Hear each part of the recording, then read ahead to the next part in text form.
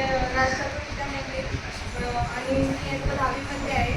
आणि म्हणजे तुम्ही सांगितलं हे मी तसं की मी पण या NGOमध्ये येते, पण माझ्यासोबत असं एक घडला की प्रसंग घडला की म्हणजे मी सगळ्यांचं ऐकून नाही NGOमधनं मी निघत होते.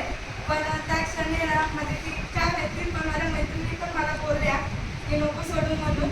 आणि त्याच्यामधल्या 2 जणी होत्या ना त्यांचं सगळं झालं की नाही सोडायचं म्हणून. आणि आम्ही 2 जणी आम्ही असं होतो की बघ आपल्याला आपलं झेपलं ना तो सोडून टाकू. पण नंतर नाही ना या बोलल्यानंतर मग आम्ही रिटर्न मी जास्त रिक्वेस्ट केली. मग माझी मुलगी नव्हती त्यावेळेस त्या क्षणी माझ्यासोबत, तरी पण झालं मी घेतलं.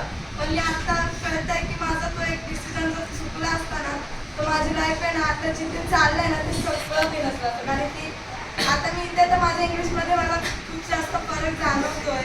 मग सो माझ्यासाठी सर्वात जास्त चांगली गोष्ट ही आहे की मी या NGOमध्ये घेण्याचा डिसिजन माझा बरोबर होता.